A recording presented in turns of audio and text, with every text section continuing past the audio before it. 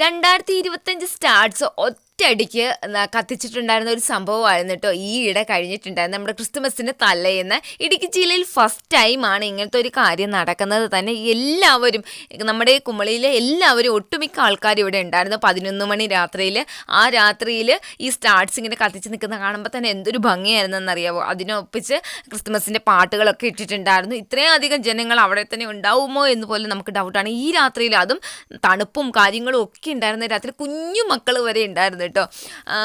അതും പലതരത്തിലുള്ള സ്റ്റാർട്സ്, അതായത് പല കളേഴ്സിലുള്ള സ്റ്റാർട്സ് ഇവിടെ ഉണ്ടായിരുന്നു.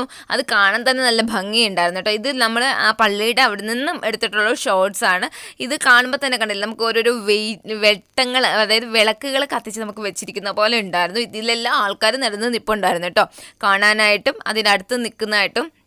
അപ്പം ഇവിടെ ക്രിസ്ത്യൻസ് മാത്രമല്ല, എല്ലാം, അതായത് ഹിന്ദു മുസ്ലിമും എല്ലാവരും ഉണ്ടായിരുന്നു. സത്യം പറഞ്ഞാൽ എനിക്ക് ഇവിടെ ഈ ഹൈ റേഞ്ച് ഞങ്ങളുടെ കുമളിയെ ഇഷ്ടപ്പെടാനുള്ള ഒരു കാരണം, എല്ലാ മതക്കാരും എന്തെങ്കിലും ഒരു ഫങ്ഷൻ വന്നാൽ ഉണ്ടാവും എന്നുള്ളതാണ്. ഒരു ഹിന്ദുസിൻ്റെ ആയിട്ട് ഒരു റാലിയോ അല്ല അങ്ങനെ എന്താണെങ്കിലും, അതേപോലെ മുസ്ലിംസിൻ്റെ ആയിട്ടാണെങ്കിലും എന്തുണ്ടായാലും എല്ലാവരും ഒത്തൊരുമയോടുകൂടി അത് കാണുക, അതിന് പങ്കെടുക്കാൻ സാധിക്കുന്നതാണെങ്കിൽ പങ്കെടുക്കുകയും ചെയ്യും കേട്ടോ.